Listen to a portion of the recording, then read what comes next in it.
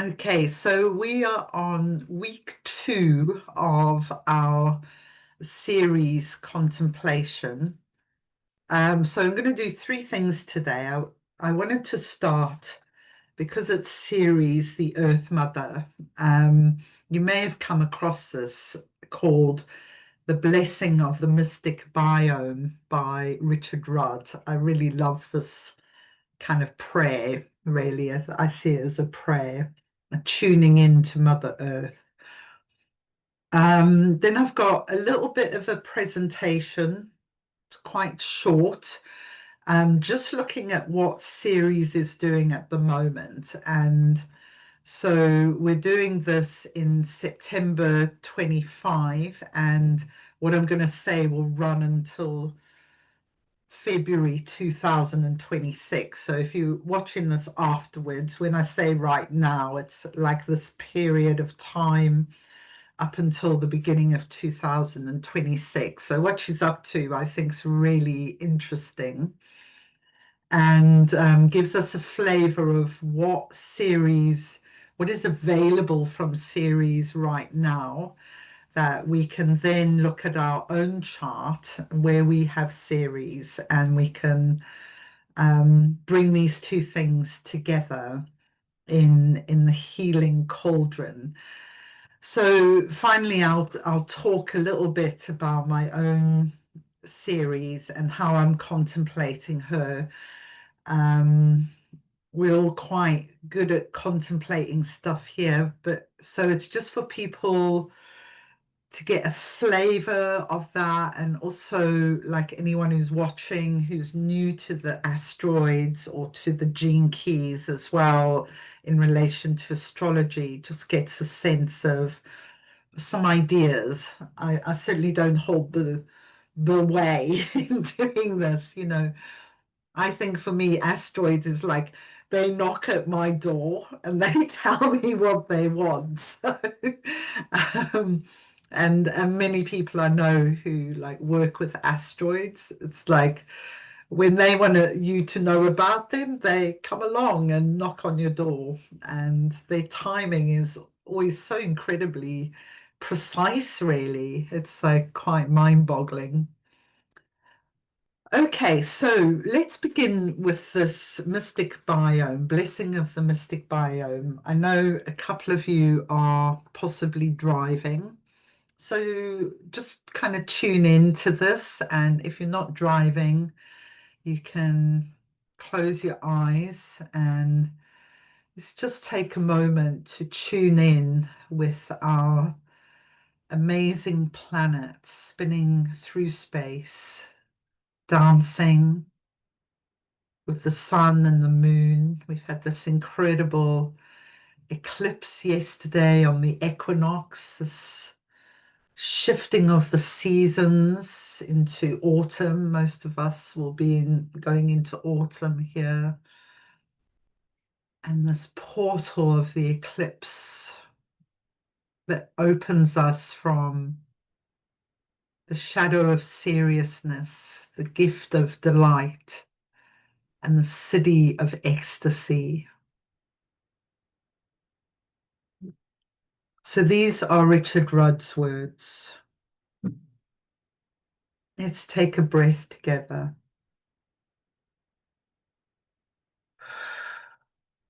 With our first breath, we bless the space, and we bless the warm-blooded animal of the body electric, filling the space with the matchless majesty of presence.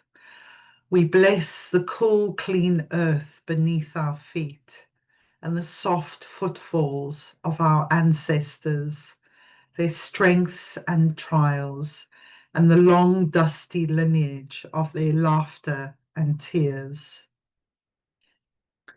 We bless mother and father, boy and girl. We bless the honey of voice, the hearth of food, and we honor the songs of our elders, their roots rising to the stars, rich with the awe and wisdom of the land.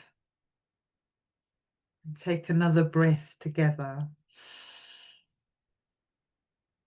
With our second breath, we bless the elements, the wuthering of the wind in the lonely valley, the lovely lichens and soft musky mosses, and the sacred earth fire burning magenta in these hollow hills of ebony and gold.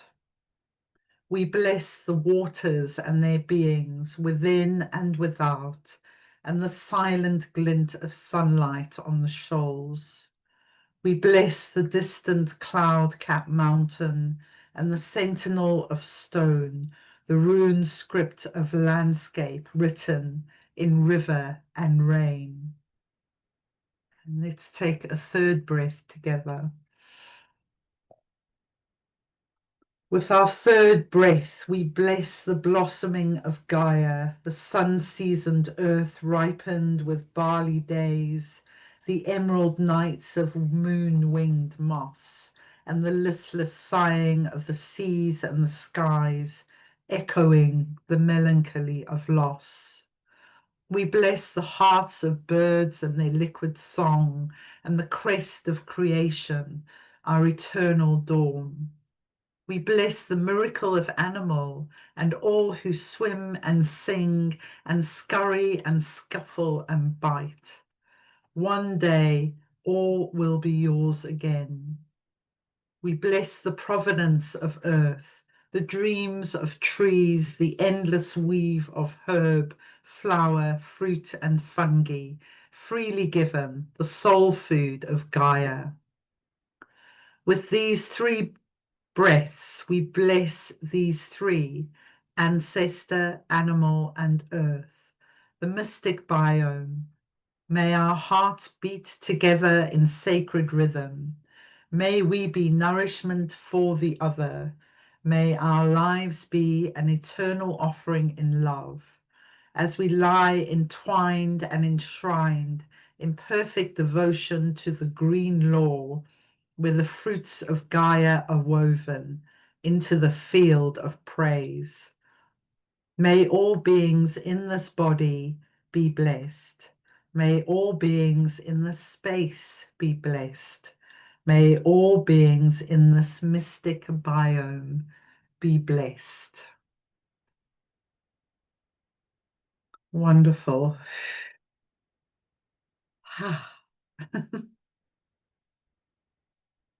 It's so easy to forget that we're part of a ecosystem. It's like the way our minds work. It creates separation and just this feeling like we're alone in this rather than we're in an ecosystem and we're a part of that. And so that feels like a good reminder. First thing from Ceres is don't forget we're all part of an ecosystem. Okay, I'm going to jump into presentation, then I'll do a bit of sharing, and then we'll have some time for us all to share. Today we're going to share the shadow of our series. So that's where our story is leading us, and the shadow opens up the gift. Okay, I'm going to share my thing now in a minute. Always disappears. Right, here we go.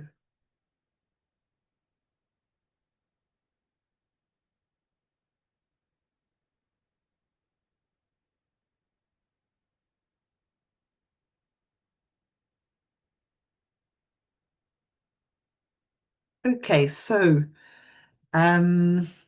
this is our series of four goddesses that we're doing, and we're on the first one, Kiri's series today, and this is part two. So you can go back and watch part one, which is in the classes, or it's also on YouTube.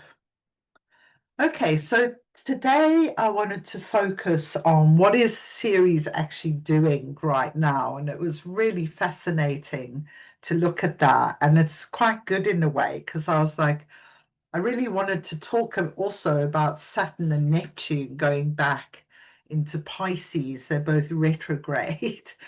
But now I'd started this, I was like, oh, I won't be able to talk about that. But actually, this means looking at Ceres, she's really interconnected with Chiron, Saturn, and Neptune, these big outer planetary movements in quite wide orbs, but those orbs are going to expand and contract in the next few months.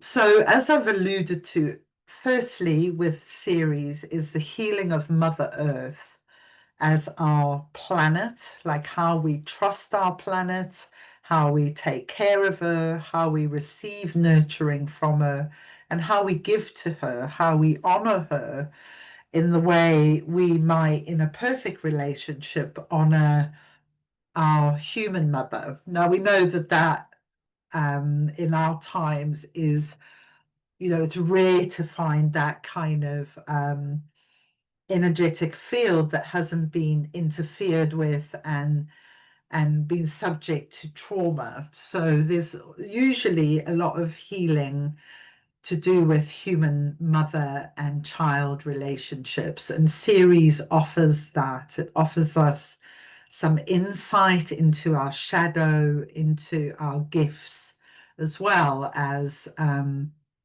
parents. And we might not literally have children. I know quite a few of us here don't have children, but we can offer this nurturing to other people, maybe relatives, or we might be offering it to the earth. I remember someone coming to me for a reading who had Sun conjunct Ceres, which is a very strong placement, and she didn't have children, but she was a baker, which I thought was interesting. So Ceres is represented by wheat, the wheat sheath. So it can manifest this nurturing in all kinds of ways. The food, the giving and receiving of it, which is we now know is very connected with attachment, our first experience of receiving food. So one thing I worked with, for example, is if you weren't breastfed, you get used to your stomach feeling really heavy with cow's milk. And then when you're an adult, you feel this heaviness as normal. Um, Whereas the feeling of breast milk is much lighter, actually. So you can tend to overeat because you're trying to find this heaviness. And there's all kinds of ways um, that food can affect us. If we're someone who has very little choice or agency in our life, sometimes that can manifest through anorexia or bulimia, like taking control of food is the only thing we might have control of in our lives. So I think it's a really fascinating area, and Ceres can give us some insight into that. And then Ceres Demeter, I see Demeter more as the priestess in a way.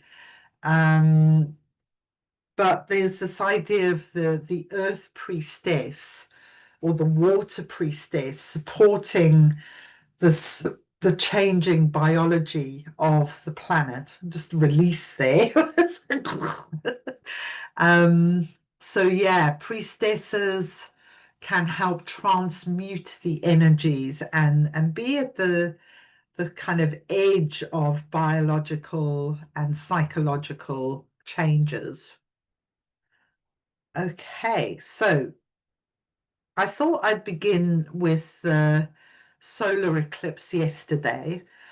So we can see that the solar eclipse here took place at 29 degrees of Virgo.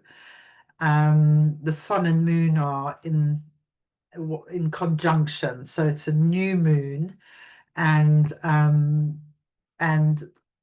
there at the equinox as well. So it was a very powerful time. Um, and here is Ceres. So Ceres is in Aries at the moment. So Aries is the first sign of the zodiac. It's cardinal fire. There's a lot of change, like directional boom change energy that you get in Aries. So Ceres is she's pretty dynamic in Aries. And what you can see from the chart yesterday is here's Ceres at 11 degrees Aries. And then we've got Chiron at 26 degrees Aries and Neptune at 0 degrees Aries, and everything is moving retrograde. Saturn has gone back into Pisces already, and Neptune's going to follow. And then you've got the North Node in Pisces there as well. So the nodes are always moving retrograde pretty much. So that will keep the North Node is going to keep coming towards all these planets. So it's like the energy flow through Pisces, through water, through the oceans is lining up over the next few months with, Saturn, Neptune, Ceres, and eventually Chiron much later on.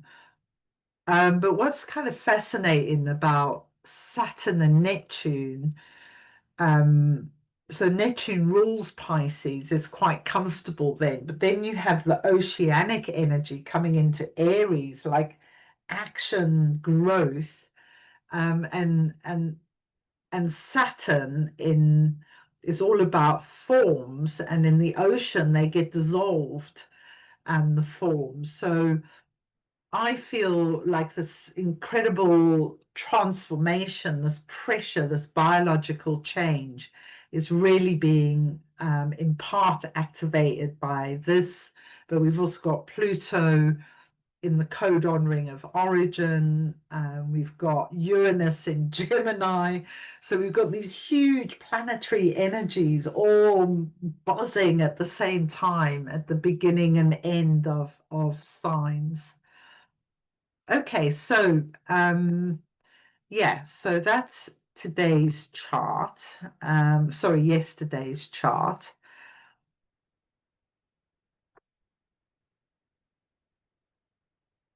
Okay, so then I've jumped forward to the 21st of November this year.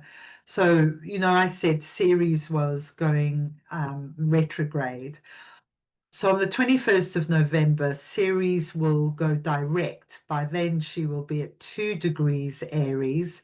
You can see on this date, there's a S there, which means stationary. But all the others that we talked about are still going retrograde. The North Node is still traveling towards all of this. And we've got Neptune is now in Pisces again. Saturn is further into Pisces, and we have Chiron traveling retrograde. We've also got Uranus retrograde there as well.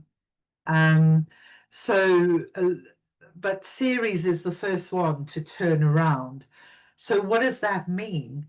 So, Ceres is right there at the beginning of Aries. So, she is a marker of what this new change is all about, this final kind of run back. This retrograde is like digging over old ground. And it's like Ceres is there to say, right, everyone, let's go this way. And, she is about all these things I've said, taking care of the earth, taking care of ourselves.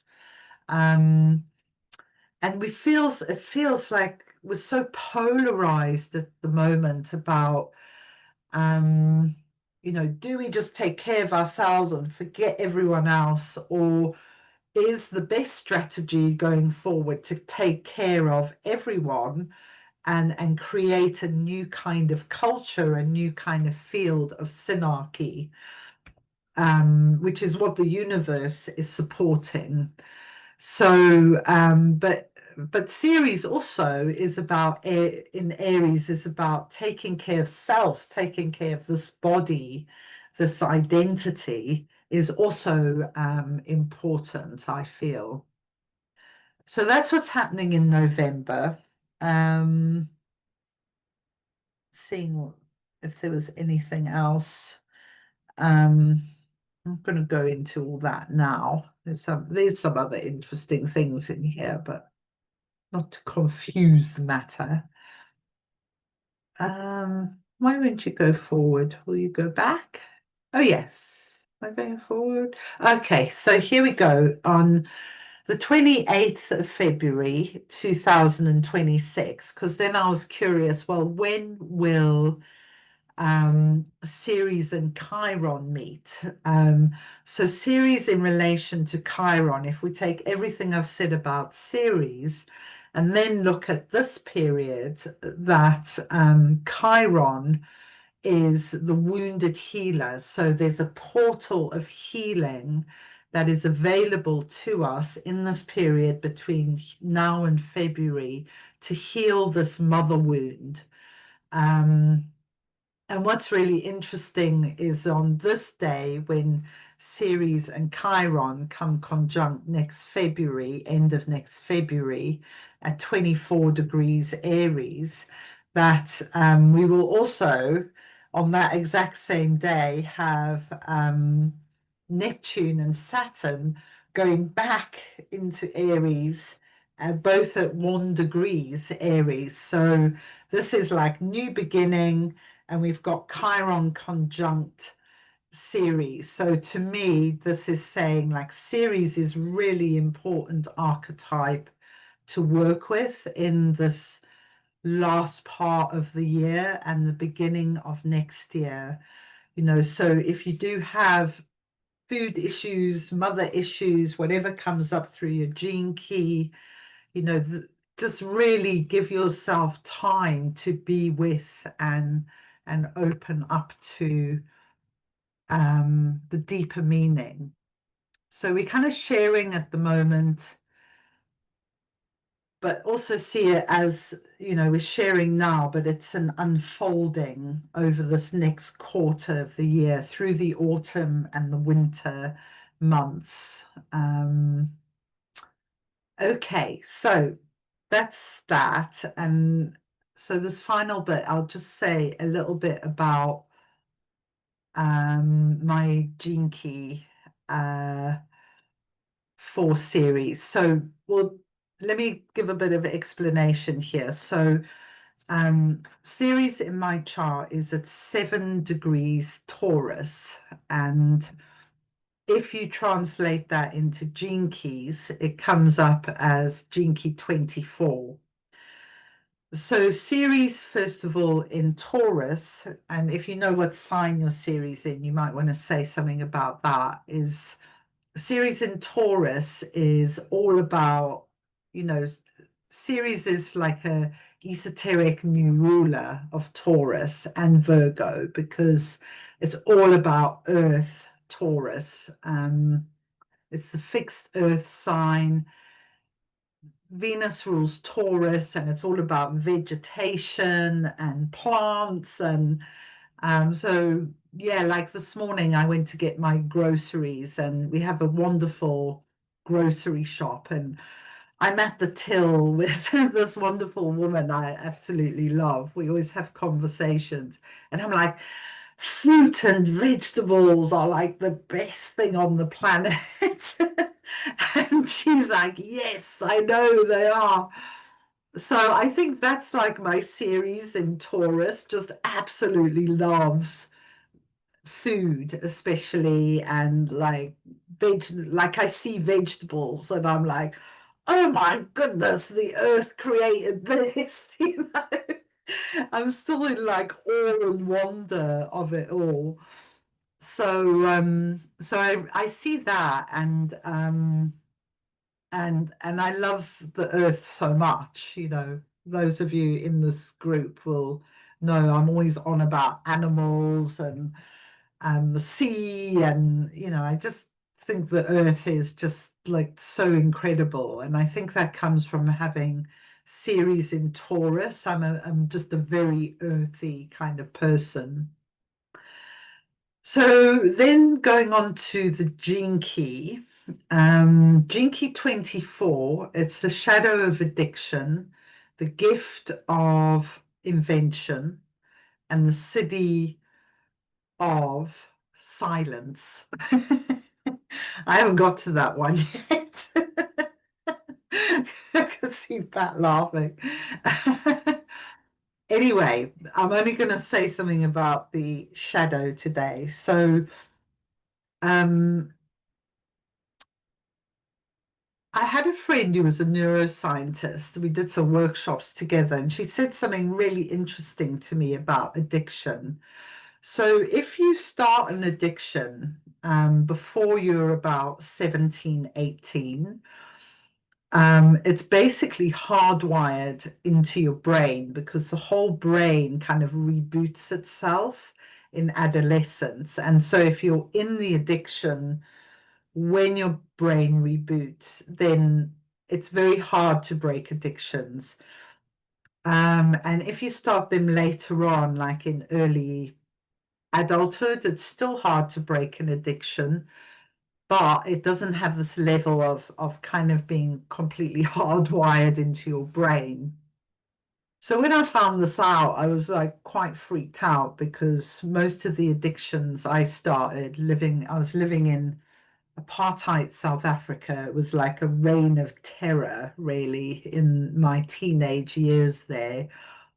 And many people of my generation became addicts, I think, to cope with that tension, that conflict that was going on. And I started when I was about 11, and it was kind of, I think probably my first Saturn return around 30 was the first time I really started to realize how addicted I was and do something about it. And I still have layers of it now, but what's interesting now is I can move in and out of addiction. I had quite a long time where I had to just stay away from addictive substances, but now I can kind of move in and out, which is feels like progress, really. But maybe one day I'll just decide not to play at all anymore. But what is interesting now, where I am in consciousness, is how difficult I find the dishonesty that comes along with addiction.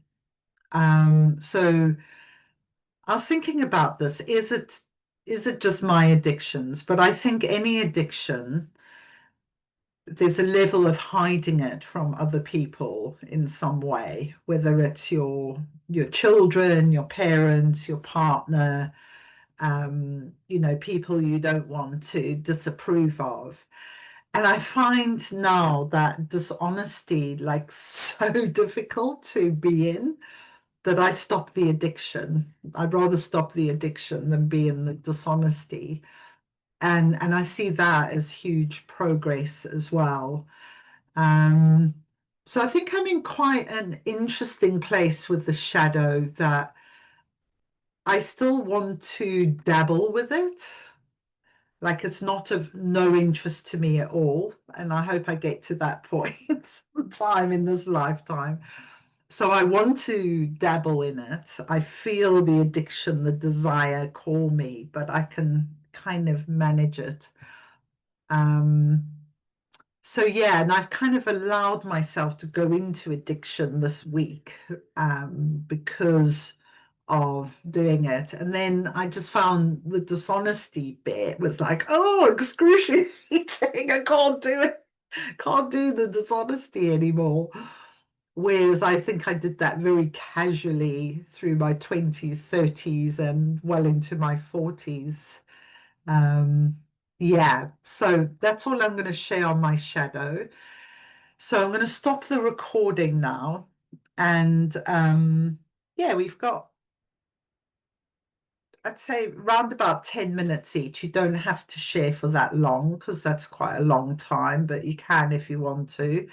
And so, yeah, try and stay focused on your beginning point of the shadow of your series, and then we'll go from there. Okay, I'm going to stop